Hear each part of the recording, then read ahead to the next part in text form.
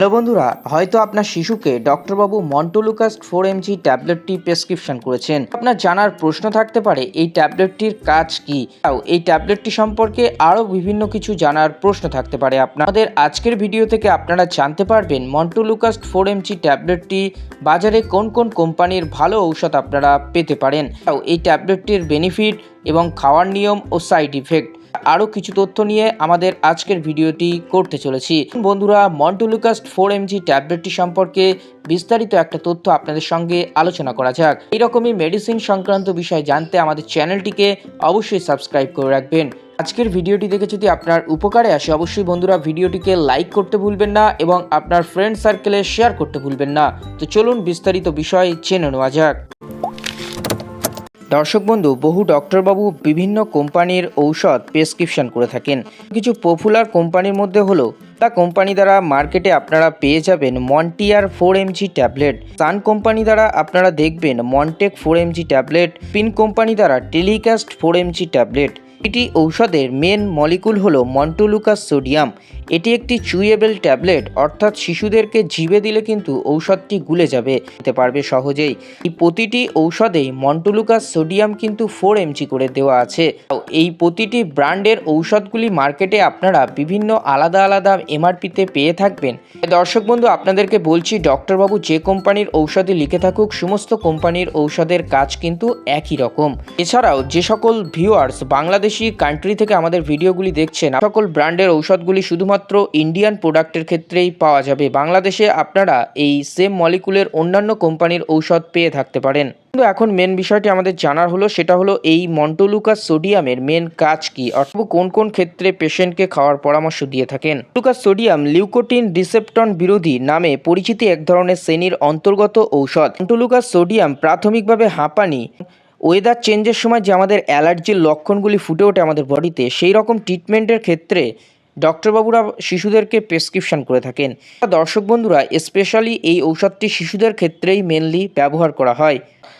যে সকল পেশেন্টের প্রচণ্ড পরিমাণে হাঁপানি এবং শ্বাস নিতে প্রচণ্ড পরিমাণে সমস্যা হয়, অতিরিক্ত ঠান্ডা লাগার ফলে শ্বাসকষ্টজনিত সমস্যা ফুটে ওঠে, এই সমস্যাগুলির ট্রিটমেন্টের ক্ষেত্রে কিন্তু ডক্টরবাবুরা মন্টোলুকাস্ট 4 mg ট্যাবলেটটি রোগীকে প্রেসক্রিপশন করে থাকেন।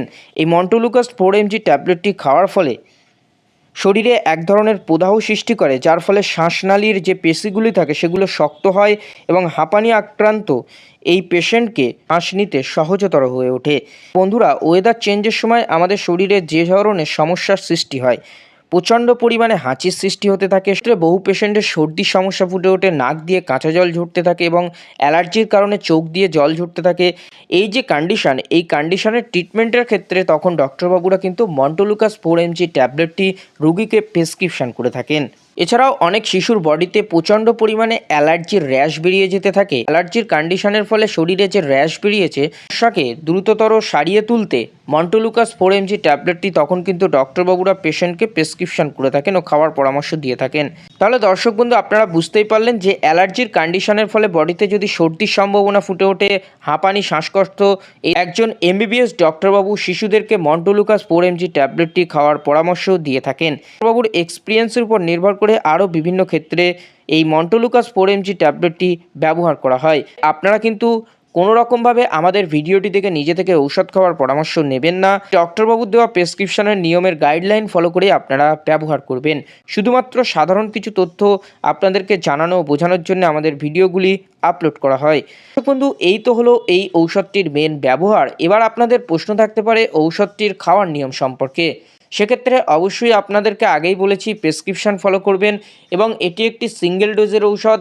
আপনারা রাত্রে বেড টাইম শিশুদেরকে খাওয়ার আগে এই ঔষধটি খাওয়ার পরামর্শ নিতে পারেন, তবে অবশ্যই কিন্তু প্রেসক্রিপশনের গাইডলাইন ফলো করে আপনারা ঔষধটি ব্যবহার করবেন। দর্শক বন্ধু, এই ঔষধটি 1 বছরের উপরের বাচ্চাদের ক্ষেত্রে ডক্টরবাবুরা খাওয়ার পরামর্শ দিয়ে থাকেন। এছাড়াও দর্শক বন্ধু, এই ঔষধটি দীর্ঘদিন যাবৎ খাওয়ার ফলে বডিতে কী কী সাইড ইফেক্ট হতে পারে এটা আমাদের অনেকেরই জানার প্রশ্ন থাকে।